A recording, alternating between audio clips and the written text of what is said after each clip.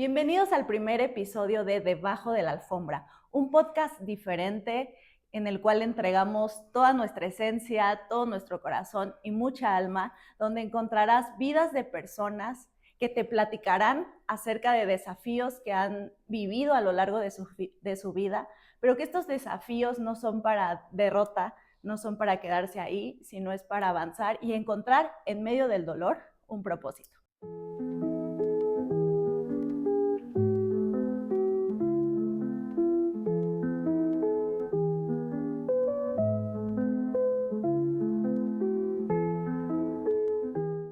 Y pues bueno, estoy muy contenta de en este primer episodio presentarles a una gran mujer, no solo una gran mamá, una gran amiga, sino una súper hermana y aparte que es psicóloga clínica. Y pues bueno, bienvenida Nayeli. Hola. Estoy muy contenta de que estés aquí. Gracias. Bueno, para iniciar me gustaría un poco, yo ya te conozco, te estimo mucho, muchas gracias por estar aquí. Quisiera que les platicaras un poco de ti para que te conozcan, cuántos años tienes, de dónde eres y podernos enfocar después un poco a tu infancia, que es donde se desarrolla todo lo que vamos a ver el día de hoy. Bueno, gracias. Mi nombre es Nayeli Malpica, soy psicóloga clínica, tengo 40 años y bueno, pues yo estudio psicología en la Universidad del Valle de México, Camp San Rafael, en la Ciudad de México. Y bueno, yo elijo estudiar psicología desde que tengo 12 años. Siempre me gustó trabajar con niños, siempre me gustó trabajar como en grupos y así. Siempre fue como lo mío el estar en grupos. Y de repente mi hermana es diagnosticada con déficit de atención, hoy que es conocido como TDAH. Y en ese momento, pues estamos hablando hace más de 20 y tantos años, el diagnóstico fue como muy impactante porque ella empezó a vivir demasiado rechazo. Y entonces fue medicada inmediatamente, fue súper invasivo el tratamiento que ella vivió. Recibía mucho rechazo, sobre todo de parte de sus profesores, más de adultos que de niños. Entonces era una situación muy complicada porque la verdad es que nos veíamos involucrados como familia. Y yo te puedo decir como sobreviviente al TDAH en la infancia, ¿no? De hermana, pues fue muy triste, ¿no? Ver muchas situaciones que ella vivió, el que no entendía, el que le costaba trabajo. Y bueno, al final del día hoy sabemos que el déficit de atención tiene que ver con un exceso de estímulos, donde hay una dispersión, pero hace tantos años no sabían qué hacer y entonces realmente era como un foco rojo, ¿no? Y todo lo que ella hacía era off, ¿no? Y entonces la verdad es que era muy señalada.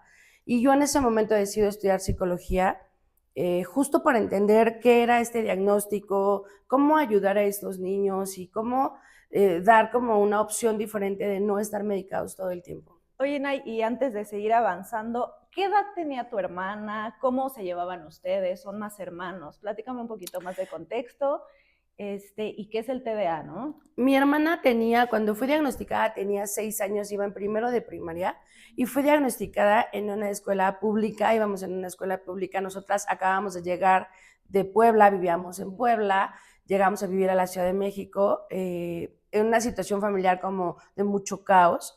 Y mi papá le acaban de dar un nuevo trabajo, entonces llegamos a vivir con mis abuelitos, nos cambiaron de escuela y íbamos en Puebla a un colegio muy grande. Y llegamos a Ciudad de México a un colegio de público, entonces sí fue muy complicado como el cambio tan abrupto, ¿no? Yo llego a tercero de primaria y ella llega a tercero de preescolar. Entonces, cuando pasa a primero la escuela, unos practicantes que estaban ahí haciendo pruebas con los chicos, la verdad no recuerdo si practicaron con todos, pero unos practicantes le hicieron pruebas psicológicas a mi hermana, hoy entiendo que eran pruebas. Okay. Y entonces cuando dan los resultados, le dicen a mi mamá pues que ella tenía como algún tema neurológico, que bueno, se dice orgánico, pero en ese tiempo la verdad es que desconozco cómo se lo dijeron, pero sé que mi mamá entró en caos y fue como, o sea, mi hija es epiléptica, ¿qué va a pasar? ¿No? Y entonces fue como, oye, espérate, vamos a estudiarla, vamos a analizar. Y entonces empieza con tratamiento psiquiátrico. Desde entonces nosotros llegamos con un psiquiatra. En ese tiempo no había psicólogos que trabajaran el TDAH, que es el trastorno de déficit de atención. En ese tiempo se le diagnosticó como un mórbido, que es TDAH con hiperactividad, con impulsividad y con agresividad. Y entonces es medicada inmediatamente con el famosísimo Ritalin, ¿no? Y después se le da el medicamento que da alternativo el seguro, que era muy invasivo, muy ¿Qué agresivo, es lo muy, que muy agresivo. provocaba ese medicamento con tu hermana? Pues en teoría tenía que tenerla más tranquila y poner atención, ¿no? Se supone que el medicamento iba a ser magia y entonces iba a estar atenta a la escuela, ¿no? Entonces, lo que hicieron mis papás fue cambiarla a una escuela particular donde era mucho más pequeña y entonces le tenían como atención personalizada y sí estaba un poco más tranquila, pero la dopaba, la adormecía, los brotes que tenía de repente eran como de estar como normal a ¡fum!, ¿no? Así puntas. Fue muy complicado porque tuvimos que meterla a muchas actividades y era muy hiperactiva, es que está completamente buscando actividad, ¿no? No dejaba de tocar cosas, no dejaba de moverse, no dejaba de brincar, no dejaba de hacer cosas. Impulsiva tenía que ver con sus emociones exacerbadas, entonces estaba contenta y estaba eufórica, estaba feliz, estaba triste y estaba súper depresiva, estaba enojada y quería matar a alguien, O sea, entonces todo muy, muy muy latente exacerbado, emocional. mucho, mucho, mucho. Entonces, obviamente, sus reacciones eran agresivas, ¿no? Y este era el otro punto que era un tema bastante importante, pues porque sí le iba a los golpes a todo el mundo, ¿no? Y entonces era sacarla de todos lados, de las peleas, de llevarla, tenerla, jugaba fútbol. Y fue de las primeras niñas que jugaba fútbol con niños Okay. porque no había equipos para niñas. Estaba todavía súper como cerrado el tema del fútbol con niños y ella era muy tosca, entonces la verdad es que sí, sí entraba a la par con los niños. Obviamente, pues la burlaban, ¿sabes? O sea, todo el tiempo era apodos, era la niña niño, y entonces siempre la trataban súper así, como muy, muy agresivos. Al final del día ella no dejaba de ser una niña muy sensible. Hoy conozco y hoy sé que hay niños que tienen TDAH y que son hipersensibles. Y ahí aparte, o sea, súmale a todo esto, son muy sensibles y ella era muy receptiva a esto. Porque aparte es una niña hoy mujer, mucho, muy empática, mucho, muy expresiva emocionalmente. Entonces, abrazaba, era cariñosa, pero entonces era como rechazada y entonces enojaba y pegaba. Y era muy complicado, ¿no? La verdad es que fue muy complicado entender qué era el déficit de atención en ese tiempo y además, pues que como familia pudiéramos ser un apoyo para ella. Prácticamente yo estaba con ella todo el día porque mis papás trabajaban todo el día, entonces yo iba por ella, yo la traía, yo le llevo casi 5 años. Ajá. Entonces, pues la verdad es que los años de diferencia sí ayudaban mucho a que yo pudiera estar con ella. Pero tú también eras una niña, Claro, no, estabas muy pequeña, o sea, ¿cómo lo totalmente. viviste? Sí, sí viste que como que tus papás ponían toda la atención a Sí, ella y 100%, o sea, 100% yo era completamente el punto, ¿no? ¿Sabes? O sea, porque independiente también ella porque era los signos de admiración, ¿no? Por todo, porque la verdad es que siempre era un conflicto y yo era muy tranquila y yo era muy buena niña, entonces yo 10 buenas calificaciones, reconocimientos. Entonces mi mamá o mis papás era como, contigo no hay problema, hay que atender a Fanny. Tú estás bien, ella está mal. Tú necesitas ayudarla porque ella está mal. Y entonces yo de alguna manera renuncio un poco a ser yo misma por estar al tanto de ella, ¿no? Atendiéndola a ella todo el tiempo. Y fue complicado, yo creo que lo que más viví fue como mucha tristeza, mucha soledad. O sea, yo viví como una adolescencia muy sola. Porque aparte, bueno, siempre fui muy madura, entonces el hecho de que yo fuera madura no significaba que no me doliera o que no sintiera, ¿no? claro. Fue complicado, mi hermana me trataba súper, ultra, mega mal, Ok. era súper intensa conmigo porque yo la cuidaba, yo la corregía, yo la regañaba, yo la recogía en la primaria, entonces iba yo y es que su hermana otra vez hizo y le pegó y ya la veía yo llorando y la veía yo sangrando y le veía los puños. Y entonces era como, ay, no, ¿ahora qué pasó? O sea, te No, volviste mamá a yo era su temprana edad. mamá, tal cual, sí. Y entonces yo ya tranquila y ella histérica y yo tranquila, ya, y la abrazaba, no, ya no, todo está bien. Ahorita le hablas a mi mamá. Y ella histérica, es que me dijeron marimacha, ¿no? Y entonces yo, me daba mucho coraje porque también yo sabía que era falta de comprensión de la mayoría, ¿no? Ya cuando caminábamos, porque nos íbamos caminando, era una cuadra lo que caminábamos y íbamos caminando y me iba platicando todo lo que pasaba. Y ya llegando a la casa de mis abuelitos, que es donde nosotras nos deteníamos para irnos a nuestra casa, Ya le hablaba a mi mamá, ¿no? Y entonces yo, mamá, Fanny esto, Fanny aquello. Yo traje teléfono desde el principio que salió un teléfono, yo lo traía. Y entonces era, mamá, pasó esto, papá, pasó esto, hay que hacer esto, llama a la dirección, pasó, no me la entregan, no la encuentro, o sea, siempre era algo crítico, ¿no? Y con ella siempre todo fue grave, ¿no? O sea, sí, todos sabían, todos me veían así como, y no, es la hermana de Fanny, ¿no? Y entonces era complicado. Yo creo que yo sorteé muchas cosas porque, no sé, la verdad es que era como una resiliencia automática, ¿no? Salió natural de mí. Y fui avanzando en este proceso. Esto fue lo que me lleva a mí como investigar mucho sobre estos niños, sobre estas condiciones y sobre niños que son como rechazados o niños jóvenes. Obviamente la pubertad pues fue un mundo, ¿no? O sea, fue muy complicado vivir con ella esta parte de la pubertad. Yo era adolescente, ella era puberta, o sea, sí era muy... Muchos cambios emocionales más aparte de lo que... Total, o sea, yo sí era como de, hoy no quiero saber nada, yo me quería encerrar, yo no quería hablar con nadie. Pero también entendía que ella no estaba bien, ¿no? Porque la verdad es que sus estados depresivos eran muchos. Y o sea, sí sentía yo muy feo, o sea, no es como que te pudiera decir, era completamente empática, a lo mejor como los niños que hoy tienen mucha salud emocional referente a esto, pero sí sentía yo como pobrecita, solo yo la acompaño, o sea, solo yo estoy con ella, ¿no? Yo creo que tuvimos unos años que no nos hablábamos más que para lo básico, así, ¿no? Realmente ella me alucinaba y yo a ella, pero sobrevivimos esta parte, ¿no? Y fuimos como avanzando. Ella se mete a grupos de autoayuda desde muy joven, como desde los 14, 15 años, y se vuelve cristiana. Y entonces ahí fue como boom, ¿no? Fue otro golpe familiar porque pues mi familia, mis papás eran católicos y yo no era como tan católica, pero bueno, pues sí, era como la corriente, ¿no? Y entonces mi hermana de repente se vuelve cristiana y de repente alabanzas y de repente jaja y Dios por aquí, Dios por allá, ¿no? Y nosotros así como se volvió loca. ¿Ahora qué le pasó? Se volvió loca, o sea, no hay más, ¿no? Ya, o sea, ya detonó la locura en ella, ¿no? Y entonces sí fue como otro cambio, porque pasó de ser Fanny intensa, agresiva, a Fanny como amor, dulzura, ternura, alabanzas, bla, bla, y la decíamos aleluya, ¿no? Y entonces, ahí yo creo que fue de las etapas en las que obviamente nos empezamos a llevar mejor. Pues ella tenía 15, 16 más o menos, y yo tenía 20, 21, entonces ya nuestra edad ya se prestaba para llevarnos un poco mejor. Siempre fue mucho más despierta que las niñas de su edad, y yo siempre fui súper miedosa, súper ultra miedosa. Todos los miedos que a ti se te ocurren en la adolescencia, yo los tenía. Entonces yo era, vámonos de pintar, no, gracias. No, no, no, o sea, ¿a qué? Ay, no, y si nos pasa algo, ay, no, qué horrible.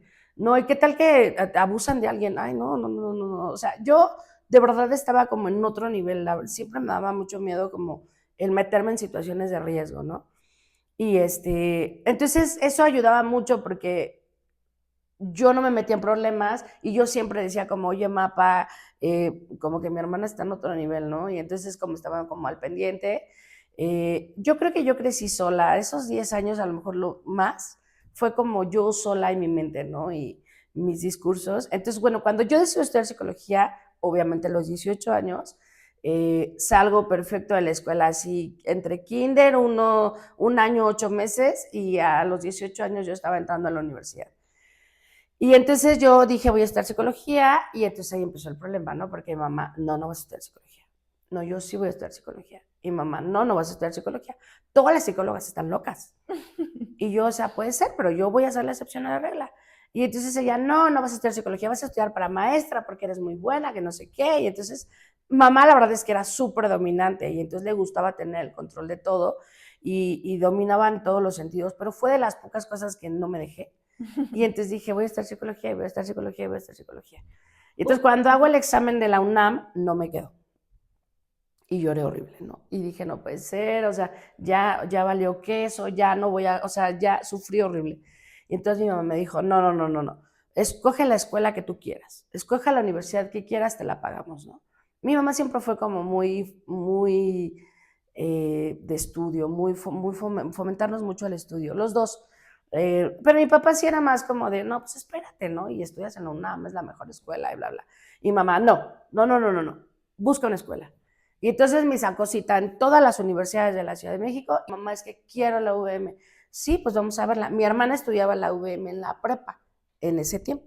Entonces me dijo, sí, sin dudarlo, ¿no? Entonces ya fuimos, ya me inscribieron, entonces ya me quedo en la UVM. Y bueno, yo creo que la universidad fue la mejor etapa de mi vida, o sea, lo disfruté muchísimo, me encantó. La universidad es muy formativa en el tema clínico. Que cuando yo era muy aventada, entonces me decían, vamos a hacer tal práctica con un paciente, ¿quién se pone? Yo. Tú te pones y abiertos. Yo entré, mi primer paciente fue en cuarto semestre y cuarto, quinto semestre, no recuerdo, era la cámara de GESEL. Y entonces pasas y tienes que todos te ven y te analizan. Sí, yo, ¿no? Y entonces yo me aventé, ¿no? Y entonces, eso fue como una práctica. Ya después me dan un paciente, no me acuerdo bien en qué semestre, si quinto o sexto, pero ya me dieron paciente y era psiquiátrica. O sea, tenía medicamento. O sea, ¿crees que en tus primeras clases ya como estudiante hubo algo que te haya impactado mientras estabas ahí? O como este ejemplo que comentabas donde te tenían que analizar y ahí encontraste algo también en ti. No, yo creo que, o ¿sabes más de qué? tu hermana. Me gustaba mucho saber cómo entender por qué la gente tenía, o sea, por qué te comportabas como te comportabas, o sea, si era una parte neurológica o si era una parte de formación familiar, o sea, me gustaba saber qué pasaba con la gente, o sea, no era nada más como verte. O sea, ¿por qué se comportan así? Sí, ¿Por qué son sus exacto, reacciones? justo. Y entonces estudiar como todo. Y la carrera, la verdad es que es súper formativa. Entonces, desde el primer semestre era muy claro entender el comportamiento humano. Obviamente la parte de la historia clínica, la historia de psicología, fui malísima, o sea, me la pasé jugando porque me aburría muchísimo. Porque yo soy muy dispersa también, entonces me aburría, ¿no? Entonces, Freud, no sé qué, y yo jugando, pero la parte clínica, donde había pacientes, donde había que analizar, donde tenía yo que dar diagnósticos, me encantaba. Me comentaste que hubo un gran cambio con tu hermana cuando se metió a estos grupos cristianos. Sí, ¿Tú total. crees que la parte espiritual la haya ayudado? Sí, 100%. O sea, mi hermana, ¿Y yo qué creo pasó que con su hoy, medicamento? O sea, ¿siguió medicándose hasta qué edad? no, se lo quitó. En cuanto ella empezó a meterse como a los grupos y empezó a buscar ayuda y se empezó a acercar a Dios, se quita el medicamento por completo, porque además ya le habían dado antidepresivo. Se quitan los medicamentos por completos y se vuelve otra. O sea, mi hermana se tranquiliza muchísimo. Sí tiene obviamente como manifestaciones del déficit, que es el desorden y cosas de ese tipo hasta el día de hoy, pero La agresividad bajo. muchísimo, totalmente. No, te digo que ya no le burlamos a ella y le decíamos aleluya. Y entonces ¿Y ya qué andaba crees que ahí. fue lo que detonó ese gran cambio? Porque digo, de ya no ocupar medicamento al realmente cambiar cómo ella actuaba, en la manera en que ella pensaba. Pues mira, médicamente tendría que decirte que fue que creció, pero, o científicamente, pero yo creo que fue Dios. O sea, yo creo que ella, el cambio y la transformación de mi hermana fue Dios. Y evidentemente mis papás fueron muy libres, mis papás fueron muy open mind de dejarnos ser lo que queríamos ser, creer en lo que queríamos Decidir. creer. Siempre hubo una educación, siempre hubo límites, siempre hubo reglas. Por ejemplo, o sea, ninguna de las dos tenemos un solo tatuaje. Y es un tema en nuestra vida porque mi papá nos decía todo el tiempo, solamente se tatúan los carceleros, ¿no? Y entonces, nunca en la vida te vas a tatuar, nunca en la vida las quiero tatuadas. Y mi hermana es abogada y las dos no tenemos un solo tatuaje. Y todo el tiempo platicamos, porque la gente, ahora es muy común que la gente tenga tatuajes y las dos tenemos eso muy metido, ¿no? Y como, híjole, no sé.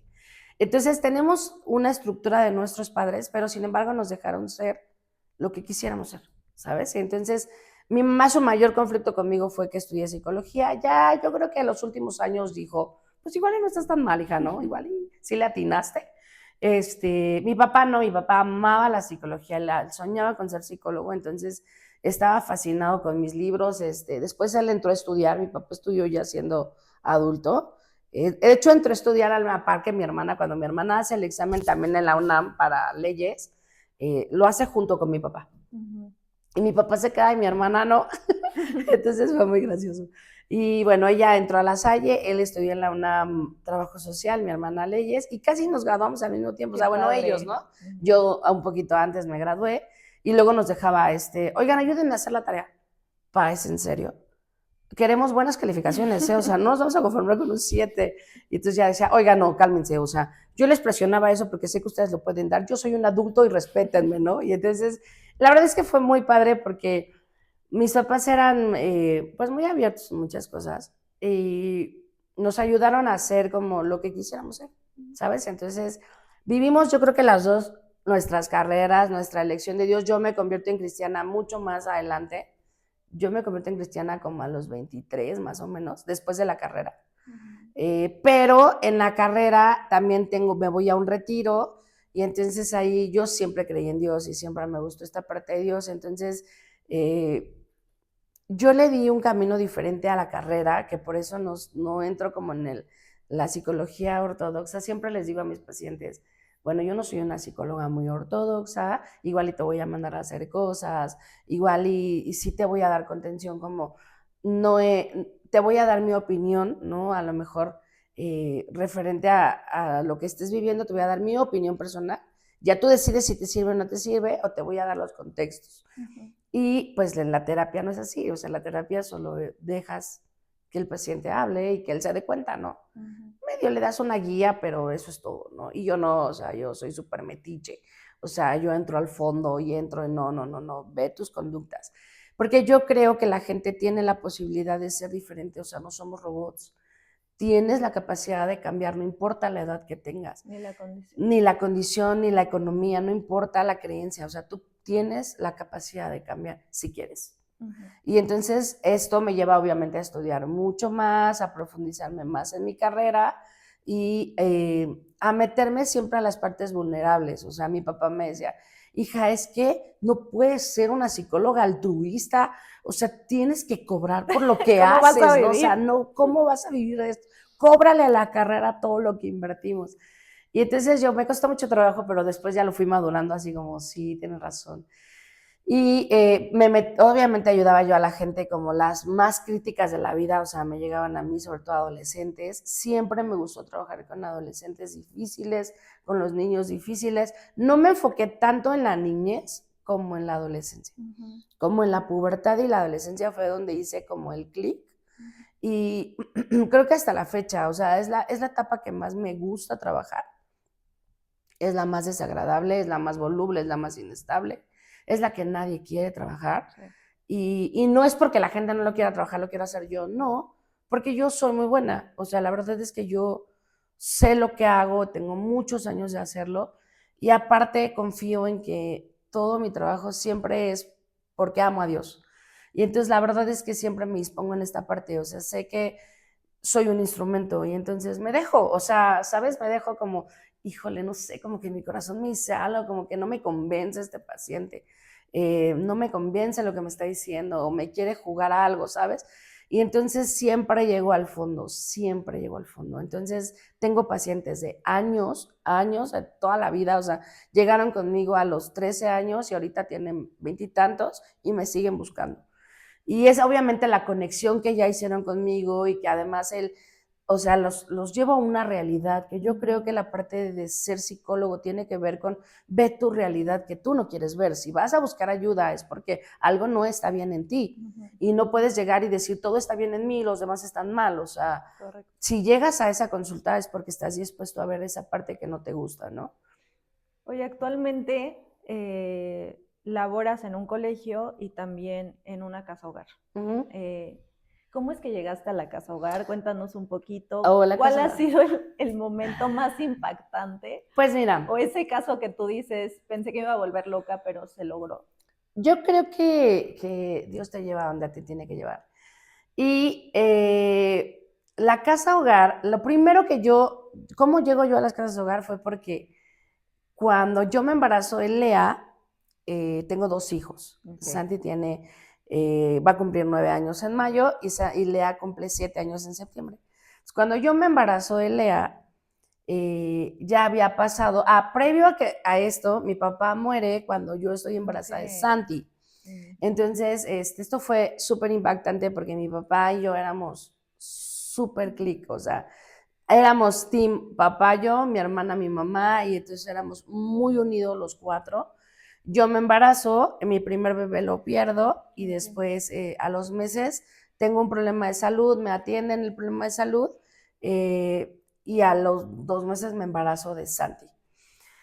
Y entonces mi papá empieza a enfermarse, eso fue como en noviembre, y empezamos estudios, yo, pa, es que no es normal, mi papá sabía que yo estaba embarazada, mi papá se enteró, supo que iba a ser niño, que se iba a llamar David, que se iba a llamar Santiago David, mi papá se llamaba David, y mi suegro se llama Santiago, entonces tienen sus nombres, tienen el nombre de sus abuelos. Y entonces le contamos todo eso, fue padrísimo. Y mi papá entra al hospital, empieza estudios y todo en noviembre, en enero más o menos, y mi papá muere el 5 de marzo. O sea, tuviste 2 pérdidas en muy poco tiempo. Horrible, horrible. O sea, primero el bebé, que fue impactante, obviamente fue una pérdida muy triste y además no lo entiendes, ¿no? Más que no querer aceptarlo, no lo entiendes, ¿no? Y si ese bebé hubiera nacido en ese tiempo, mi papá lo hubiera conocido, porque tendría la edad que tiene mi sobrino, ¿no? El hijo de mi cuñada. Pero bueno, las cosas son como tienen que ser, ¿no? Y Dios tiene los planes como quiere, ¿no? Eso me queda claro. Entonces, yo estoy embarazada cuando mi papá empieza a estar mal. Mi hermana se embaraza también. Wow. Nos embarazamos al mismo tiempo, de diferencia de meses nos llevábamos Se marcaron, 2 y medio, ¿no? casi, sí. O sea, mi hermana le llamó a mamá, tengo que darte una noticia, sí, van a ser abuelos 2 veces. Y los dos, Naye va a tener 2 hijos. No, yo estoy embarazada. ¿Qué, Stephanie? ¿Cómo es posible? Y entonces era como, ¿cómo, no? Y bueno, estamos embarazadas las 2, mi papá empezó a estar mal. Fue horrible. O sea, yo creo que ha sido de las experiencias más tristes, dolorosas, profundas que he vivido en mi vida. O sea, vivir un embarazo a la par de la muerte de mi papá, su enfermedad y su muerte. Y aparte la enfermedad fue súper invasiva. Él tenía cáncer de pulmón, lo cual obviamente no sabíamos que tenía, ni él obviamente. Estaba encapsulado, era un tumor que ya tenía más de 15 años, nos dijeron, y estuvo encapsulado todo el tiempo. De repente se activó y... De repente era su tiempo.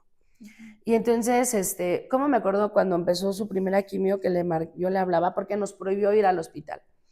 Tienen estrictamente prohibido venir al hospital las 2. Están embarazadas, tienen que cuidar a sus bebés y su prioridad son esos niños. Y entonces fue muy triste porque yo me cegué. O sea, mi duelo con mi papá fue horrible. O sea, yo no comía, no dormía, lloraba todo el día. Desde que me dijo mi mamá, se quedó internado tu papá porque tiene agua en los pulmones, me solté llorando en el sillón y le dije a Santiago, se va a morir mi papá. Y entonces me dijo, ¿cómo dices eso? Yo, se va a morir mi papá, se va a morir mi papá. O sea, nadie por una situación casual tiene agua en los pulmones. O sea, no podemos ser irrealistas, ¿no? Y mi marido es súper positivo en la vida, así él anda por la vida, únete a los optimistas.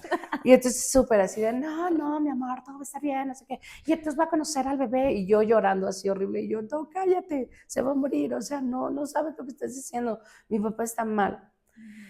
Inmediatamente nos dan el diagnóstico y le dan la primera quimio y platicando con mi mamá, mi mamá le decía a mi papá, ¿estás bien? ¿Te sientes bien? ¿Cómo estás? Y dijo, me siento bien, o sea, en realidad, pues porque me dicen lo que tengo, pero me siento bien. Y entonces le dice, ¿y cómo, o sea, quieres decirme algo o así? Y mi papá le dijo, mira, Jessica, yo no le debo nada a la vida y la vida no me debe nada a mí. Yo estoy en paz, soy feliz, tengo lo que tengo que tener, soy feliz que mis hijas van a ser mamás, soy feliz que voy a ser abuelo, yo quiero vivir, pero si es lo que Dios quiere y es lo que la vida me está diciendo que es mi tiempo, yo lo acepto. Creo que una parte de la vida es esa, como que sabes que todo es un círculo, ¿no? Como te enseñan, naces, creces, te reproduces y mueres. Y en algún momento llega ese momento. Esa era la frase de mi papá, o sea, sí, parece que te lo dijo. Sí, tal cual era como la vida es así, naces, creces, te reproduces y mueres, parte de la vida natural. Y mi papá veía así la muerte. Y bueno, se muere, ¿no? O sea, fue impactante. Yo tenía 6 meses, mi hermana tenía 4. Mi hermana tenía obviamente amenaza de aborto. Yo no, y la verdad es que yo tuve un embarazo sano completamente. Incluso ni siquiera subí de peso, o sea, yo los embarazos me fue mejor que el resto de mi vida hormonalmente, o sea, yo perfecta, mi peso, incluso hasta bajé. Y eso sí, o sea, era una tristeza infinita, o sea, cuando se muere mi papá, yo creo que salí de mi casa a 3 consultas más y ya. Ujú. Yo no salía para absolutamente para nada. Aparte de que el embarazo, la verdad es que es una cosa hermosa, porque Dios te lo da, pero es horrible. Y todo Sí. me dolía, y yo estaba, y aparte triste, el cuerpo te duele mucho, ¿no? Entonces Santi me llevaba de comer, me llevaba a desayunar, me llevaba, vente, vamos aquí, y sí me bajaba, yo caminaba.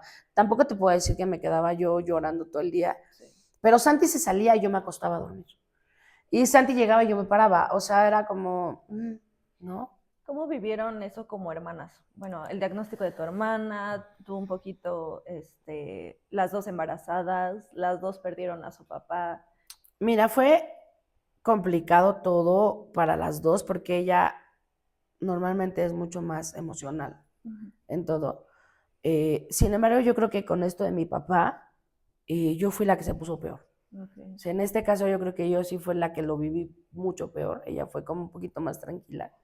Mi hermana se casó, mi hermana enviudó antes de tener a David. Ella se casa con el que fue su novio muchos años y a los 9 meses mi cuñado tiene una enfermedad terminal y se muere. Okay. Y entonces ese fue el primer impacto de muerte que recibimos como familia. Entonces mi hermana viene de todo esto, o sea, no, mi hermana tiene una historia súper intensa. Y luego se embaraza de David, David es mi sobrino, y bueno, su esposo es Alejandro, que era su novio, ¿no? Y entonces obviamente pues no planeaban casarse, pues mi hermana obviamente pues estaba recién viuda, ¿qué te digo? Recién viuda 2 años. Y entonces obviamente ya no planeaba un bebé, ¿no? Entonces, no sé, ella lo vivió diferente en este tenor, obviamente fue impactante, igual para ella como las dos, pero yo me puse peor. Ujú. En esto sí, o sea, sí, totalmente yo lo viví peor, yo me cerré, yo me negué, yo no quería ver a nadie, yo me enojé. Creo que tengo 2 o 3 fotos después de la muerte de papá.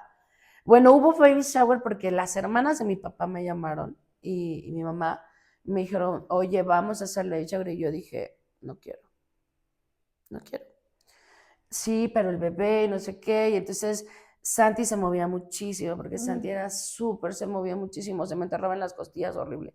Y entonces yo, bebé, por favor. Y entonces dije, bueno, sí, mi bebé, ¿qué culpa tiene, no? Y entonces decido que sí hacemos el baby shower, y creo que fue la única, sí fue lo único que hicimos. Y mi hermana también tiene su baby shower, y ya nacen los bebés, y entonces fue como, obviamente fue vida. O sea, para todos había sido un impacto, porque aparte mi papá era una pieza fundamental en Claro. toda la familia. No solo en nuestra familia, sino era como el tío de todos. Y yo soy la prima más grande de parte de mi mamá, y de parte de mi papá solo somos 6 primos. Entonces, tiene 2 hermanas y mi papá, ¿no? Entonces era fundamental mi papá, ¿no? La pieza de él. Entonces, mi papá se muere y fue como, ¡pum! Se cayó a la mitad del juego, ¿no? Y entonces los bebés nacen y fue como, wow, lo máximo, divertido, y corre con un bebé y corre con otro bebé. Pues la chiquita más, o sea, la prima más chiquita tenía 8 años. Entonces fue divertidísimo porque fue bebés al mismo tiempo, ¿no? Entonces eran los dos Davichos. Y se llevan un mes porque David fue prematuro. Entonces Santi y David, Santi le decimos a mi hijo y David le decimos al hijo de mi hermana. Entonces Santi y David, los traíamos de un lado para otro, ya fue muy divertido. Entonces después de eso yo me enojo mucho tiempo, dejé de trabajar Por la misma pérdida. por la misma pérdida, por el duelo, por el enojo. Entonces me encierro, y cuando me embarazo de Lea es cuando decido regresar a la iglesia. Y entonces en la iglesia, aquí en la iglesia Milá, hay un evento, no me acuerdo cuál evento, y entonces yo no me había bautizado. Entonces en ese momento dije, me voy a bautizar. Y ya se acabó el enojo, se acabó el duelo, se acabó la pérdida, ya se acabó. O sea, no puedo vivir otro embarazo así, tengo que disfrutar a mi bebé. Y cuando supe que era niña, además me dio mucha felicidad, ¿no? Yo me imaginaba con moños y vestidos y así, ¿no? Dije, no, wow, ¿no? Amo muchísimo a mi hijo y lo disfruto mucho, pero la idea de una niña fue como distinto, ¿sabes? Y entonces fue como, se acabó, ya, tengo que salir de esto, me meto a la iglesia y entonces me bautizo, y en un servicio nos dan palabra, te digo que fue un evento, no recuerdo qué evento fue, nos dan palabra a Santi y a mí de servir en casas hogar, pero no dijo casas hogar, dijo otra palabra. Como organizaciones. No sé, dijo como de necesidades, así, Ujú. cosas así. Ustedes van a servir en esto, ¿no? Y entonces, ni siquiera me acuerdo quién fue. Y yo fue como, no, no me veo en eso. Y entonces dije, no creo. A la semana, 2 semanas, me habla mi tía y me dice, oye, hay una escuela cristiana que están buscando una psicóloga, bla, bla, ¿quieres entrar? Y yo, bueno. Y entonces fui, ¿no? Yo Lea estaba, yo estaba embarazada de Lea. Entonces yo, es que estoy embarazada, ¿no? Sí, pues vente el tiempo hasta que nazca la bebé y te la traes. No terminamos muy bien en esa escuela, pero pues ahí fue donde conocí a los primeros niños de la casa. La primera casa ahora que yo conocí se llama AMI. Y ahí estaban los niños estudiando y entonces ahí conocí a los primeros niños. Eran 12 niños de una casa hogar que estaban en la escuela. Entonces yo me enamoré de ellos. Así, eran tan juguetones y relajientos y tiraban y se portaban mal. Y yo me enamoré, o sea, así fue como, wow. ¿Cómo trabajabas con ellos? O sea, ¿cuál era el principal trabajo que tú tenías para con ellos? O sea, para que avanzaran, para que puedan seguir. Mira, la escuela era una escuela donde les daban educación, la parte educativa. Y yo era la psicóloga de la escuela. Entonces yo trabajaba con todos, pero con los AMI era como más general, como más un tema general de todos, ¿no? Los tenían un poco delegados porque la escuela no supo tenerlos como debía ser. Pero entonces yo conozco a los directores de esa casa y entonces yo les digo, yo puedo ir a verlos privado, yo los puedo ir a ver a la casa. ¿Segura? Sí, sí, sí, sí, Naya, sí, te lo agradecemos. Y ahí empezó mi caminar en las casas hogar, o sea, ahí llegó a mí, empezó a trabajar ahí, embarazada. De hecho, ellos tienen fotos de mí embarazada con Santi, porque obviamente Santi iba conmigo a todos lados, o sea, Santi está allá afuera, de hecho, o sea, Santi va conmigo a todos lados. Y entonces, iba yo los sábados a la casa y trabajaba con ellos en grupo, y fue muy hermoso, muy hermoso. Empecé a trabajar con ellos el perdón, el cómo se sienten. Son niños que son retirados de casas de maltrato o de omisión de cuidados, se le dice, de todo tipo de descuidos. Entonces, pues trabajé muchas cosas con ellos como grupal, terapias grupales. Y bueno, ya, así es como llego con ellos. Luego ellos me invitan a una plática que es en Misterios Pan de Vida, y así conozco Pan de Vida, porque ellos me invitan a una plática ahí. Y entonces llego a Pan de Vida y me presentan a la directora toma mis datos, y entonces después ya me empezó a llamar. Ella se llama Ana, y entonces ya me hablaban, no, Naya, no seas malita, ven, échame la mano con esto. Y yo empiezo, le dije, sí, el tiempo que yo esté aquí, mientras el bebé me lo permita, si me dejas traer mi bebé, sí, sí, claro que sí. Y entonces así le hago. Iba yo de entrada por salida, con los AMI también iba un tiempo, pero la verdad es que me absorbió, o sea, me enamoré, fue lo que amé quedarme, trabajar en las casas. Las dos casas son cristianas, entonces, pues las dos tienen una formación de valores. ¿Por qué es tan importante para mí esta parte de que son cristianas? Porque hay límites, porque hay reglas, porque hay educación, porque hay estructura, porque no se les permite, no se les fomenta el odio, no se les fomenta el que entre ellos se traten mal, o sea, se les fomenta la hermandad, el amor, el perdón, aunque evidentemente ellos tienen sus tiempos, ¿no? Y el acercarse a Dios también, pues ellos lo deciden cuando lo hacen. Los niños de AMI ahorita ya tienen 18, 20 y tantos años, ya algunos ya son bien grandes, ¿no? Y obviamente todos son enormes.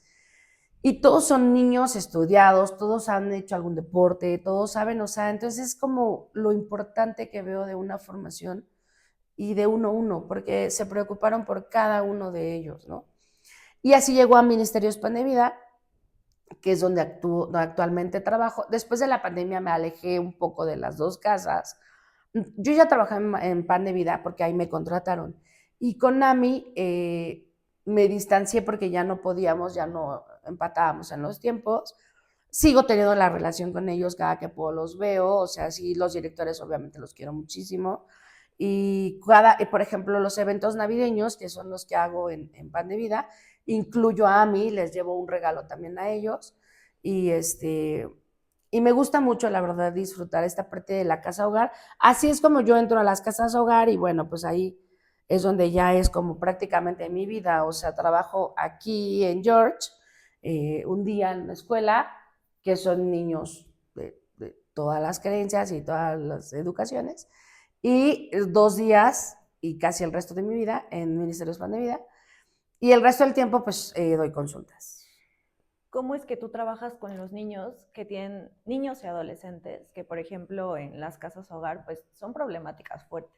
Son situaciones que hasta a ti te han llevado a estudiar la parte como el abuso sexual, como varios temas que normalmente no se hablan o no se quieren hablar, pero que son súper importantes. Podemos ver que tristemente México pues, es el número 1 en estos casos de abusos sexuales a menores. Sí. Eh, ¿Qué es lo que tú más trabajas con ellos? ¿Algún ejemplo de un caso que tú hayas trabajado y que tuvo ese éxito, ¿no? Al final con estos valores que nos mencionas. Mira, definitivamente mi capacitación de escuela, pues obviamente se queda corta, ¿no? Claro. A lo que vivimos hoy. Sí he tenido ya más estudios, ¿no? Más diplomados, sobre todo diplomados porque la verdad no tengo tiempo de estudiar más, o sea, no es porque no pueda, porque amo estudiar, pero no tengo tiempo. Sí. Entonces trato de tener estudios como lo más rápido, entonces así me metí justo Para a un ayudar las diplomado problemáticas de hoy, del momento. momentáneas además, o sea, me metí a estudiar un diplomado de interpretación de pruebas para detectar abuso sexual, justamente. Una fundación que se llama Corazones Mágicos nos dio una preparación en prevención de abuso sexual, una plática aquí también con una chica que conocí, ¿cómo se llama? Con esta, Elena. Elena. Con Elena. Elena también nos dio una plática de prevención aquí, padrísimo, de una fundación que tiene en Chiapas. En Chiapas. Y de prevención justo, y entonces yo me empiezo a preparar porque también es algo que obviamente sucede, ¿no? Y entonces yo en la casa hogar, mi objetivo, un día me levanté y dije, tenemos que parar esto, o sea, no puede seguir una y otra, tenemos que preparar a los adultos y tengo que preparar a los niños para que se aprendan a defender y ya llegan agredidos, entonces tenemos que detener esto, que no se siga replicando. Y entonces les empiezo a dar una plática. Yo les digo que Dios siempre se manifiesta, porque les empiezo a dar la plática y la Fundación de Corazones Mágicos dice, les voy a ofrendar un curso de prevención de abuso para todos sus voluntarios. Y lo tomamos todos los voluntarios, que fue impactante, fue fuertísimo, es de las cosas más impactantes que he aprendido. Triste, obviamente, los porcentajes que dices, sí, o sea, el porcentaje de abuso sexual en México es abrumante, o sea, Querétaro, ¿no? O sea, escuelas, mamás agresoras, ¿no? Situaciones que te impactan. Y después de eso, planeo yo un tema adecuado para niños y empiezo a dar la plática también en los chicos, ¿no? Los chicos de la casa, y les empezamos a dar pláticas. Esto con la intención de detener este patrón de conducta de violencia, ¿no? Porque es un patrón que aprenden y que van repitiendo, como cualquier otra violencia. Sí. Entonces, solamente es desnormalizar lo que no está bien, ¿no? O sea, es una conducta destructiva, entonces no lo normalices, no está bien. Deténlo, sánalo, perdona, reconcíliate y entonces permite que esto se sane para que no lo sigas haciendo. Hay muchos papás o adultos que como que les da temor hablar del tema, pero sí. Por ejemplo Elenita, que fue la que trajimos de Granito de Arena, se llama su asociación, que ayuda a todos estos niños que han sido abusados sexualmente, es que si tú no lo hablas, o sea, es como si le das poder al agresor, porque lo dejas muy a la sombra, lo dejas, como le decimos aquí, ¿no? Muy debajo de la alfombra. Justo. Entonces, algo que no se habla tiene el poder de seguirse haciendo. Cuando algo se habla, cuando algo se nombra por su nombre, lo que hacemos algo en el colegio George Mueller mucho es hablar con los niños y decirles que no te tienen que tocar ciertas partes, ciertas canciones que se tienen que aprender para que cuiden su cuerpo. Cuando se habla de todo eso, el mismo agresor tiene miedo de entrar ahí, porque se le conoce, le saben el nombre, se pronuncia, se habla del tema. Entonces siento que es una de las cosas más porque, como dijimos, el porcentaje es muy triste, es muy pues sí, preocupante que no nos podemos quedar callados, ¿no? Entonces, ¿cómo tú le dirías a los papás que lo tienen que hablar, que sí se tiene que abordar, que es importante de todo lo que tú has visto? Mira, yo creo que lo más complicado de esto es que normalmente el papá o la mamá ha vivido alguna agresión. Entonces, sacarlos del trauma primero es miedo. Pero ¿por qué tengo que hablar? O sea, ¿qué pasó? No, nosotros lo queremos hacer de manera preventiva y es la palabra que utilizamos. De hecho, aquí en George es como lo hacemos. Prevenimos, ¿no? Y entonces tenemos que hablarlo porque efectivamente, o sea, si tú le dices a un niño, guarda un secreto, no digas, oculta, miente, entonces, pues el niño va a ocultar, mentir y esconder lo bueno y lo malo, lo que a lo mejor no está bien, pero a lo mejor cualquier cosa sin importancia también lo va a decir, lo va a ocultar. Claro. Entonces tenemos que quitar esto como una costumbre. No puede haber secretos. La gente en redes sociales no es normalmente quien está del otro lado de la pantalla. O sea, tenemos que decir lo que está pasando, ¿no? La verdad. No puedes decir una mentira. Obviamente es una verdad adecuada para cada edad. Y para eso Correcto. somos los especialistas, para que de acuerdo a la edad sepas cómo hablar con el niño, ¿no? A veces hay jóvenes, hay veces hay niños que saben mucho más que tú, mucho. Cuando yo empecé a trabajar prevención de abuso sexual en la casa hogar, yo hice un proyecto que se llama Mi Diario y ellos tienen su diario, porque los niños de la casa hogar no hablan, porque están acostumbrados a no hablar. Entonces, normalmente, Y les fallaron muchas veces, ¿no? Como para que totalmente, y hablen. se aíslan, se guardan secreto, y entonces no lo platican. Y entonces, para que yo entrara a la plática con ellos, al corazón de ellos, de verdad fue picar piedra, piedra, piedra. Les decía yo ahora a unas psicólogas que están trabajando ahí, y yo es que lo que ahorita mis niños hacen, que te sonríen, es, o sea, millones de trabajo para mí. O sea, fue todos los días trabajar con ellos, con los mismos voluntarios, ¿no? Enseñarles, porque tú trabajas con un paciente en consulta y le dices al papá, fomenta esto, refuerza esto, haz esto, repasa. Pero cuando no hay papás, ¿a quién le dices? Y entonces los voluntarios de la casa hogar son muchos y muchos se rolan. Entonces, ¿quién da esto? No era El muy seguimiento. complicado, no hay un seguimiento. Y entonces cuando yo empiezo a hablar de prevención y les empiezo a dar las pláticas y canciones y jugamos, lo empecé a hacer por grupos, los separé por edades. Y entonces los chiquitos dibujaban y hacían cosas. Los medianos empezaron a sentirse incómodos. Y entonces el que sentí incómodo, yo tenía una amiga que me ayudaba mucho, que me acompañaba a trabajar. Y yo le decía, obsérvalos, a quien veas que tiene cambios, anota, sí. Y entonces fulanito se puso nervioso, sutanito no quiso decir. Esos tienen algo, hay que averiguar más profundo, pero a lo mejor uno, ¿no?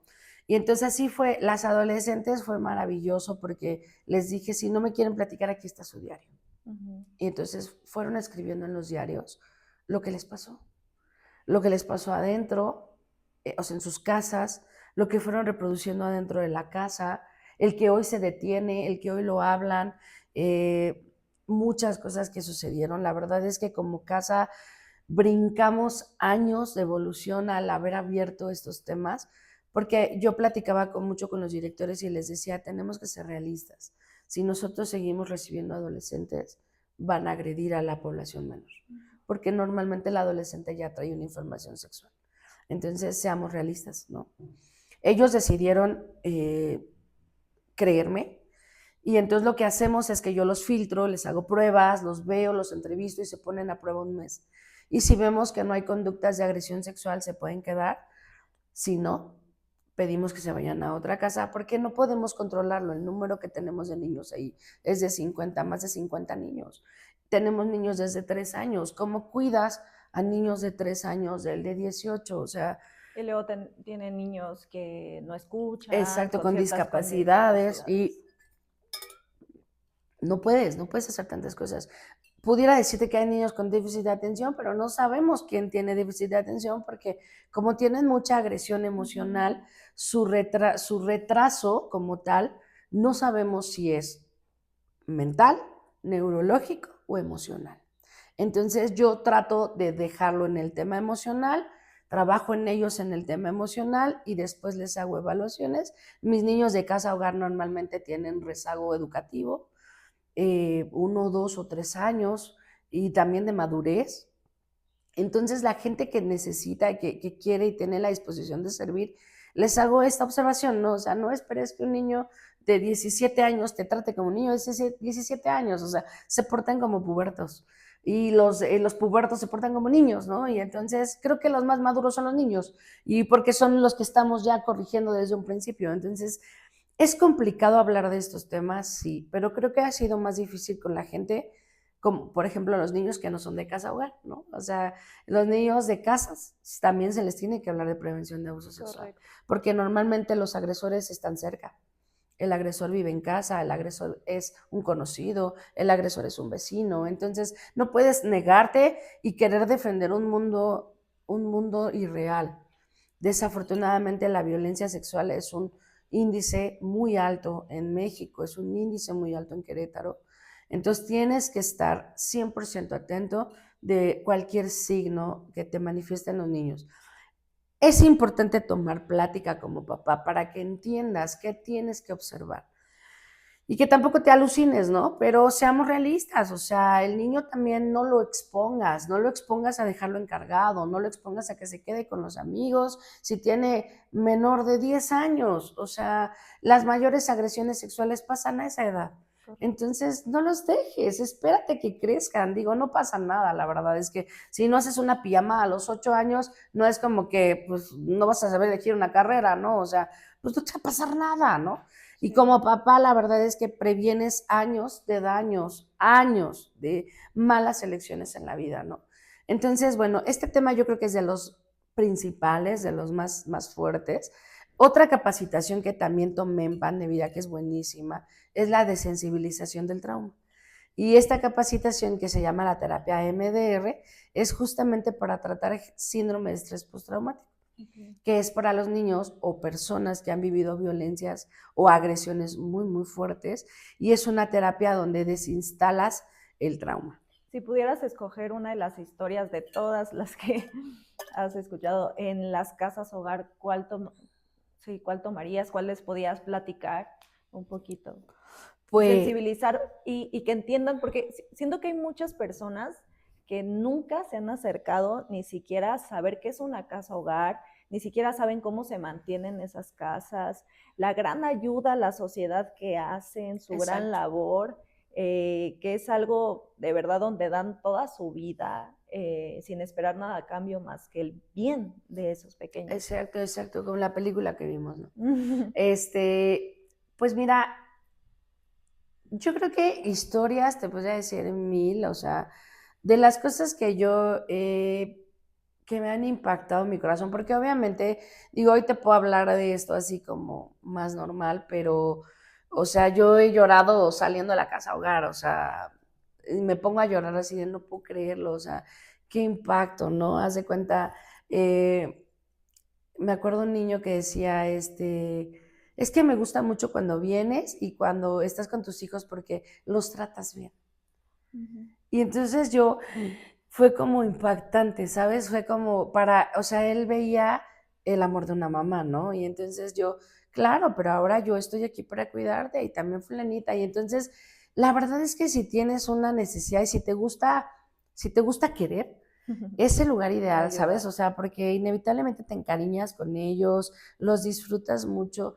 Las historias más aterradoras que te puedes imaginar, o sea, La Rosa de Guadalupe se queda súper corto con las cosas que oímos ahí, las agresiones, las violencias, los maltratos.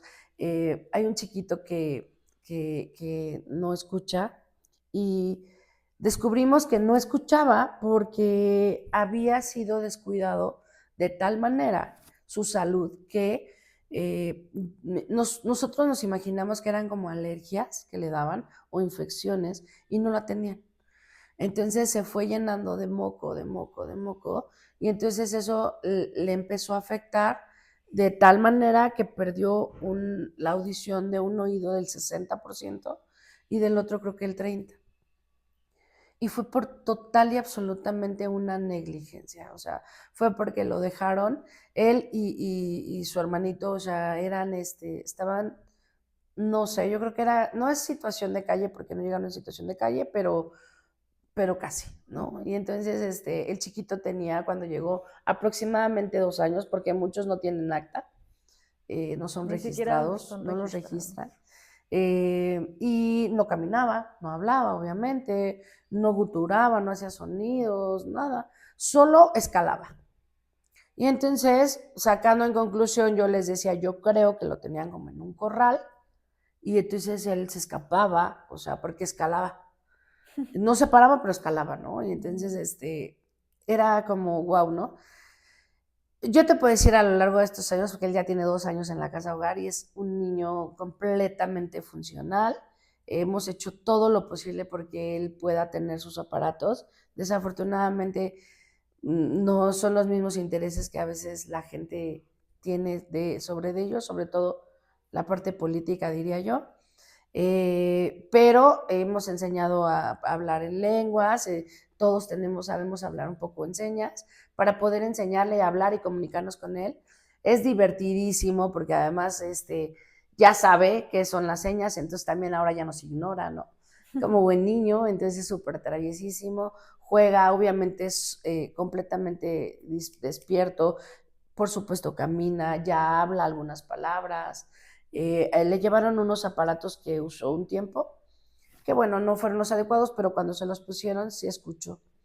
Y estaba impactado, o sea, la cara que hizo cuando le pusieron los aparatos y oyó, y nos oyó, o sea, y empezó a repetir lo que oía, y entonces fue como, wow, ¿no? O sea, lloramos, así está la foto ahí, el video de cuando le pusieron los aparatos, y todos, porque además es un niño que amamos, que todos, eso pasa con todos en la casa hogar, eh, todos se aman como hermanos, o sea, todos se cuidan, todos se ven, todos están al pendiente. Entonces llegó Heriberto con los audífonos y todos salieron de sus salones a recibirlo y a abrazarlo y a jugar con él y a enseñarle sonidos. Y entonces se ven los chiquitos, los medianos, los grandes, todos cargándolo, jugando, pues todos los voluntarios obviamente, pero los mismos niños, o sea, ese amor es un amor auténtico, ¿sabes? Es un amor no forzado. No es lo mismo el amor que tienes como hermanos con el que creces que con un hermano de dolor, y ellos son hermanos de dolor. Entonces, la verdad es que pertenecer a una casa hogar, ser parte de una casa hogar como ayuda, eh, hace la diferencia en toda tu vida.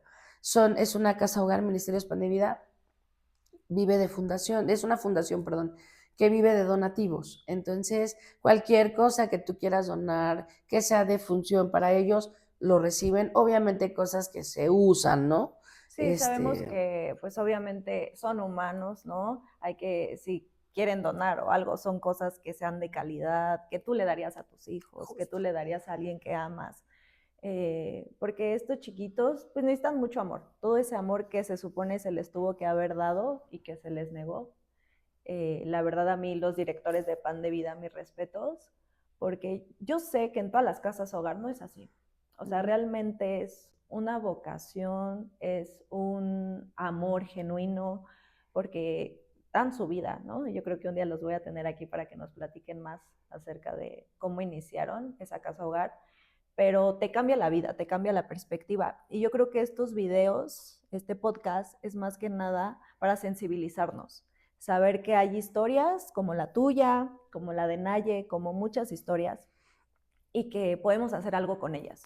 No solamente quedarnos o encerrarnos, tal vez en nuestro dolor, en las situaciones que vivimos, sino qué podemos hacer con ello, ¿no? Y hacer como que este cambio, ¿no? Como el de la mariposa, de que al final, en medio de todo el dolor, podemos dar algo hacia los demás y brindar más de lo que tenemos, porque eso es la humanidad, esa es la parte espiritual y eso es lo que tenemos que realmente expresar este mundo que cada vez está más caótico, que cada vez está más podrido, pero si somos más los que hacemos las cosas buenas, los que pensamos en el prójimo antes que a nosotros mismos, porque creo que ahora hemos visto como mucho individualismo. Sí. Desde la pandemia también yo creo, fue una situación obviamente de protección, de que se nos dio, pero que a la vez fuimos muy individuales y nos alejamos de esta parte humana de esta parte de ayudar a los demás, del prójimo, y sí, ¿no? Como que ver esa ayuda hacia los demás. Claro, y como creo que todos tenemos una historia, o sea, el fondo de dolor puede ser de algunos más, de algunos menos. Eh, yo creo que yo creo que puedes hacer mejor las cosas bien que no hacerlas, ¿no? Bueno, yo no me puedo quedar callada, yo no me puedo quedar parada, o sea, yo a donde sea tengo, podemos hacer esto y yo, sí, yo voy, y entonces yo me meto siempre en puras cosas locas y disfruto muchísimo, hoy entiendo esta palabra que en algún momento me dieron y que la recibo completamente de Dios, o sea, esto es algo que Dios tenía destinado para mí y destinado para mi familia, porque aparte no solo soy yo, o sea, yo he jalado a mucha gente, obviamente mis hijos, ¿no? Mis hijos son niños súper pan de vida, mi esposo también, o sea, siempre va y me ayuda muchísimo en todo y me ayuda a que yo pueda ayudar, ¿no? Porque evidentemente pues todo es un ayudar, ¿no? Entonces, en diciembre hacemos un proyecto navideño que es muy padre para Pan de Vida. Yo hago da un regalo especial. Entonces, tú le das un regalo planeado, pensado para alguien que tú amas, ¿no? Y gastas y no te pones un límite. Ese es el regalo que yo busco para cada niño en diciembre. Entonces yo les pido a quien decida ser padrino de un niño que se disponga a no tener un límite en lo que le va a gastar. Solo les digo qué, ¿no? Porque no podemos regalar cualquier cosa, pero sí digo, por ejemplo, pijama y le puedes a completar con esto, con esto, con esto. Entonces ya eso, y ya te toca tal niño, entonces sí los personalizo, te toca tal niño, tiene que venir envuelto y todo, le puedes poner cartita y todo. Eso solamente lo entrego yo, nada más, porque además ten fe, o sea, tienes que confiar en que yo voy a entregar ese regalo, ¿no? Y entonces ese regalo siempre le llega a los niños. Eh, cada año ha sido mucho más bendecido, porque ese proyecto que yo inicié era solo el regalo.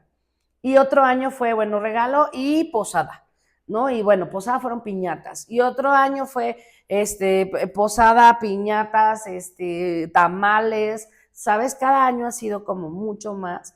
Cada año se involucra más gente y la verdad es que cada año me llegan más regalos. Entonces, en la casa hogar tengo un límite de niños, pero me voy a AMI y si me paso de AMI, me voy a la calle y si me paso, o sea, nunca me va a Siempre sobrar, hay, nunca me exacto, va a sobrar. a quien Entonces, ayudar. lo que hago es que no dejo de recibir, obviamente a principios de noviembre, porque es cuando doy los niños, es a principios de noviembre, y entonces ya te toca tal niño, sí, me siguen llegando, sí, sigo recibiendo padrinos, y quiero donar esto, sí, y quiero llevar galletas, sí, y entonces la verdad es que los directores me han confiado en mí y me dan ese día, o sea, y es, sí, lo que tú quieras hacer, sí, como yo sé las reglas, yo sé qué podemos hacer, no meto gente, o sea, respeto todo el proyecto que tenemos dentro de PAN que se le llama salvaguarda, entonces guardamos toda esta parte importante en ellos me dicen sí, entonces ha sido así, la verdad es que cada año ha sido más padre, más maravilloso, más divertido, más absorbente, la verdad es que los niños también ya lo esperan, ¿no? Este año, hace poco, bueno, dimos los regalos de diciembre y como en enero, febrero, me dice uno de los niños grandes de la casa, se llama G, le voy a decir. Y entonces me dice, oye, Naya, te quiero decir algo. Sí, dime. Es que yo quisiera este año, ¿tienes planeado hacerlo de Navidad? Y yo, sí, mi amor, si Dios me presta vida, sí. Y si sí, o sea, es un plan ya de años. Ok, es que yo quiero apadrinar también a un niño. El niño de la casa hogar, o sea, él de Wow. 17 años, me dijo, yo también quiero ser padrino. Y le dije, ok, perfecto. Entonces tienes que ir juntando dinero desde ahorita porque no quiero que me digas, solo tengo tanto, ¿eh? No, no, no, no. Desde ahorita me dices que sí, yo empiezo a juntar dinero. Hecho. Y entonces ¿sabes qué? O sea que eso para mí está funcionando el que estamos dando sin interés. O sea, él, obviamente lo que voy a hacer con él y voy a pedir permiso es que me lo voy a llevar a otra casa, ¿no? O sea, para que él le dé a otro niño y entonces él viva esta experiencia de desprenderte de algo, ¿no? Y no es, de verdad, se lo he dicho a mucha gente, ni siquiera te imaginas lo impactante que es para ellos que una familia bien pensada, planeada, le da un regalo para él. Y sé que Dios pone en la familia que da este regalo, porque casi siempre son familias, pensado como si se imaginaran al niño, ¿no? O a la niña, ¿no? Entonces, la verdad es muy bonito, te sientes muy agradecido con la vida. Yo me siento muy agradecida con la vida de poder pertenecer a estos espacios y de poder seguir compartiendo a la gente que conozca, ¿no? Ven, intégrate. Yo sigo trabajando en mis consultas todo el tiempo y a mis pacientes también les digo, ve, ayuda, o sea, te ayuda a salir de tu Exacto. egoísmo, servir, ve, sirve, o sea, la verdad es que la gente que no sirve para nada, porque no te llenas, o sea, puedes llenar cartera, puedes llenarte de conocimiento, pero si tienes un corazón vacío, nada va a dar fruto. Y nunca te va a llenar. Al final Exacto. siempre el dar, o sea, cuando tú das, recibes aún más. Eso Justo, es justo. total. Y vives experiencias hermosas como, Sí. como te tocó encontrarte al niño que apenas operaron en el hospital, ¿no? Tenemos un niño que apenas se cayó y lo tuvieron que operar y entonces Ivonne, oye, ¿cómo va el niño? Yo, es que no sabemos nada, espérame, ya me los encontré en el hospital. Y entonces la verdad es que pasan cosas maravillosas. Sí. A veces me toca que hay enfermeras adentro y que es mi paciente. Oye, fulanito, ¿puedes preguntar por su tanito? Sí, entonces Querétaro es tan pequeño que todo el mundo se puede ayudar y la verdad es que la mayor de las cosas más bonitas que yo he recibido de vivir en Querétaro es esa hermandad, que el queretano te ayuda. La verdad es que el queretano que pertenece aquí te quiere, te recibe, te ayuda. En general la gente tiene buen corazón por servir. Yo no me he topado, o sea, de toda la gente con la que yo convivo alrededor de mi vida, yo creo que tal vez una no ha querido apoyar en la casa, una. La mayoría me dice sí, la mayoría me da regalos, o me da ropa, o de repente, oye, Naya, me quedó despensa de tal, vino mi familia, toma despensa para pan, me llevo la despensa para pan, no, la verdad es que la gente ayuda por todos lados. Oye, tengo un dinero que queremos ofrendar, dale, lo damos directo para ofrenda. Y entonces todo, la verdad es que se recibe, o sea. Y Naye, para concluir, o sea, ¿qué consejo tú le darías a educadores, a padres de familia, a en realidad cualquier persona que nos esté viendo hoy, que a pesar de ciertos diagnósticos, de ciertas situaciones que puedan tener sus hijos, sus familiares, yo creo que en todo lo que nos has platicado, yo creo que no hay una persona que no haya pasado por un momento difícil, a pesar de que pasaste por duelos significativos. Hace poquito también falleció tu mami, Sí. Y no dejas de dar ese amor. O sea, los momentos difíciles que a muchas personas tal vez como que los llenan tal vez de incertidumbre, de ya no quiero hacer nada por los demás, de ya qué importancia tiene la vida. Tú lo has un poco transformado al decir, ok, sí me ha pasado esto, ciertas situaciones, pero me han ayudado o a ver de tal manera las situaciones y ayudar en eso. ¿Tú qué consejo darías tanto para estos padres, tanto de estas personas que han vivido momentos difíciles? Y bueno. Yo creo que la mejor manera de sanar pues no una pérdida, porque en realidad no sana las pérdidas, porque siempre De son sobrellevar. ausencias, es aprender a vivir con la ausencia, es dar lo mejor de ti. O sea, yo creo que si tú das lo mejor de ti, la vida te regresa 1000 veces más, ¿no? Y las pérdidas son inevitables, ¿no? Apenas mi mamá falleció el año pasado, que siempre ayudó, por cierto, mamá fue madrina de 1000 niños, o sea, todos los proyectos que yo me metía locos, ella me decía, ay, no, bueno, contigo, ¿qué hago? ¿A quién me toca padrinar? ¿Qué esto, no? Yo, por cierto, yo tengo un hijo adoptivo, un joven, que nosotros adoptamos en la familia, y bueno, fue el mejor amigo de mi mamá prácticamente, ¿no? Entonces, mira, mis papás siempre ayudaron, siempre, es algo que yo siempre vi de ellos.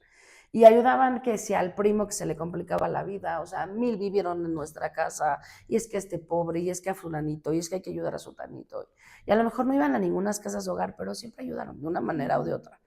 Y alguien estaba enfermo, iban al hospital, y es algo que mi hermana y yo tenemos, o sea, cuando vemos a alguien que necesita ayuda, siempre estamos, siempre, o sea, no, es natural, o sea, se te da la verdad. Y cuando tú escuchas a tu corazón que dice como, tú no sabes cómo está viviendo esa persona ese dolor, hay gente que estamos a lo mejor, no sé, a lo mejor Dios nos puso a algunos para aprender a ser consuelo de otros y cuando nos toca vivirlo, recibimos ese amor. O sea, mi hermana y yo, que las dos somos muy parecidas en esto de ayudar, te podemos decir esta experiencia. O sea, el tiempo que mamá estuvo en el hospital, Dios se manifestó todo el tiempo, la gente fue buena, nos ayudaron, los médicos, las enfermeras.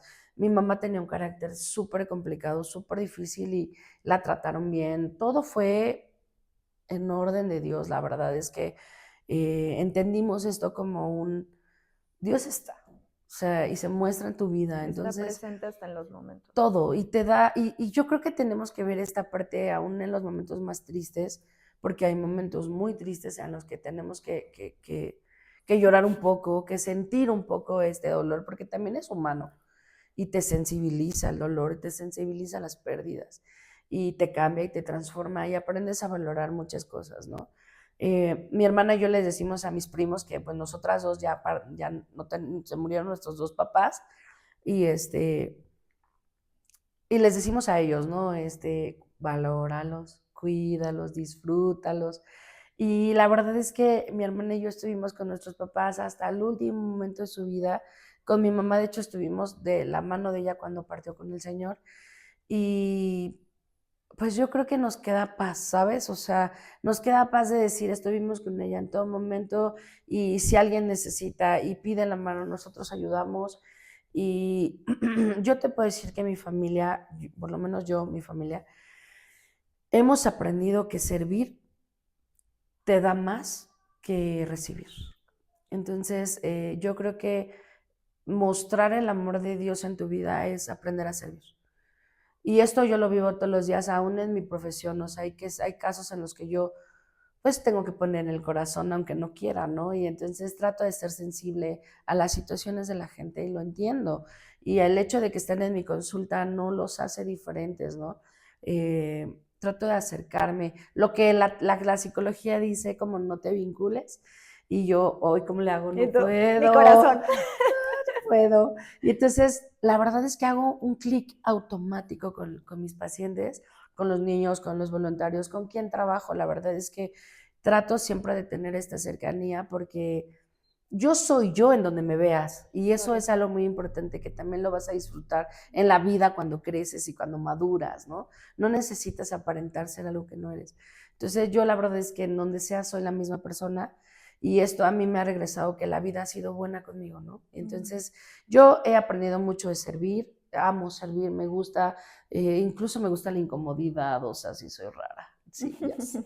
De repente hay momentos, ¿no? Ya estoy cansada, pero mi corazón está contento, ¿sabes? Y cuando tienes el corazón contento, duermes en paz.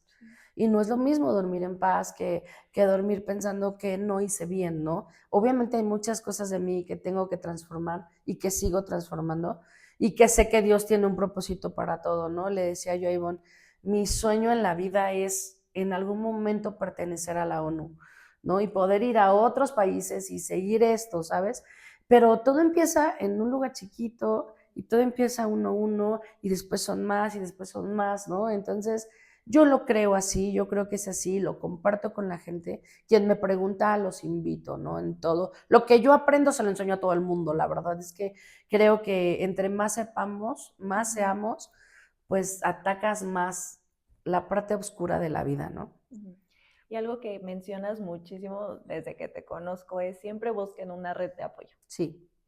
Es fundamental, sí. ¿no? Como que no vivir los procesos que uno vive a lo largo de la vida solos.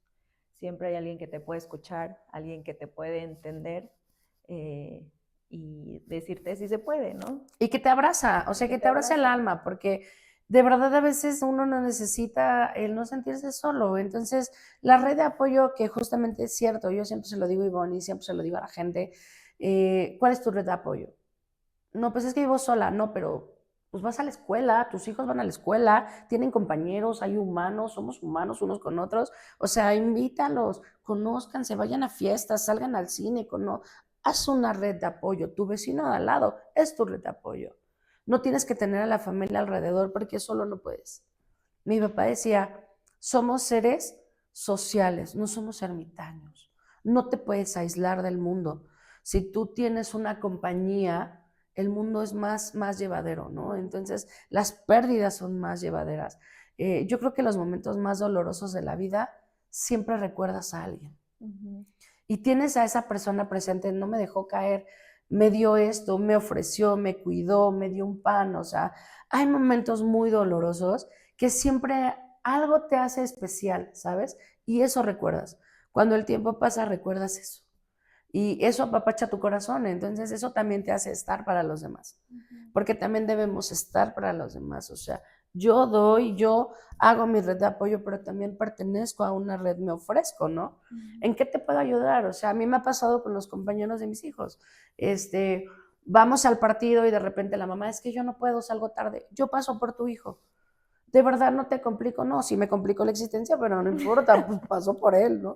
No te preocupes, paso por él, tú llega a la hora que puedas, yo le echo ojito, estoy al pendiente, ¿no? Veo a los niños, no trajo agua, bueno, le damos agüita, compartimos. A tal niño que se le olvidó el lunch, pues comparte, o sea, enseña también a tus hijos esto, enseña a la gente a tu alrededor a dar, o sea, cuando tú te comes el pastel solo, o sea, te hace daño. Te atascas, exacto, te empachas. Cuando compartes, es riquísimo. Sí. Y haces amigos para toda la vida. O sea, recuerda, y yo creo que eso es tu mejor enseñanza. ¿Cuántos amigos tienes en la vida? Y yo recuerdo a mamá, que mamá era un poco huraña, y decía, ¿es en serio vas a ser otra amiga? Y yo, mamá, claro. O sea, yo ahorita tengo 40 años y hago amigos en todos lados. En todos lados. Siempre hago amigas, hago amigos de todas las edades, más grandes, más chicos, ¿no? Tengo un grupo ahorita de amigas que los amo con todo mi corazón. Unas de la escuela de mi edad, pero tengo otras que son mucho más grandes que yo. De hecho, son mis amigas grandes y sus mamás, ¿no? Okay. Entonces es fabuloso, porque somos un red donde trabajamos, hacemos como manualidades y cada quien enseña lo que sabe hacer. Obviamente ellas saben hacer 1000 cosas más. Y entonces nos juntamos todas un día, llevamos alguna botanita, compartimos, hablamos, y son señoras, ¿sabes? Entonces, apenas cuando llega a pasar alguna pérdida, alguna de ellas, estamos todas, ¿no? Y te llevo algo, en que te acompaño, te ayudo, somos vecinas, vivimos cerca, bueno, Querétaro, ¿no? Entonces, pero bueno, voy, te ayudo, te acompaño, ¿en qué hago? ¿Qué te puedo hacer? Oye, no llego, no te preocupes, paso por tus hijos, te los llevo a tu casa. O sea, eso de verdad te cambia la vida. Te cambia la vida totalmente, ¿no? Y yo me acuerdo cómo mamá de repente se complicaba la vida con nosotras. Yo creo que eso es, porque mi mamá se complicaba mucho la vida con nosotras y los horarios de mi familia no se prestaban para ayudarnos y teníamos muchos vecinos. Y entonces me acuerdo que mamá decía, sube con fulanita y dile que te preste tanto para que vayas a comprar tal cosa a la farmacia, ¿no? O le dices, y así, y entonces aprendimos a crecer en familia, aún en estas redes de apoyo, ¿no? Es muy importante la red de apoyo, entonces creo que todos debemos tener este espacio y crear tu mismo, no sé, tu grupo de amigas y incluye más gente, o sea, si ya tienes un grupo cerrado, pues sí, haz uno nuevo, ¿no? Naye, pues muchísimas gracias. Gracias a ti, Gracias por abrirnos tu corazón. Y bueno, referente un poquito a esto, les queremos recomendar una película. Sí, ¿verdad? por supuesto. Para que la puedan ver en este fin de semana, en estos días. Siempre busquen mucho ver cosas que alimenten su mente, ¿no? Cosas que realmente los motiven, que digan hay esperanza, hay amor por seguir adelante. Y una de ellas es, ¿cómo se llama? ¿Sonido de Esperanza? Sonidos de Esperanza, en Netflix. En Netflix, se llama Sonido de Esperanza. Espero les guste y también mueva su corazón para hacer pues grandes cambios en esta vida. Gracias. Siempre ayuda.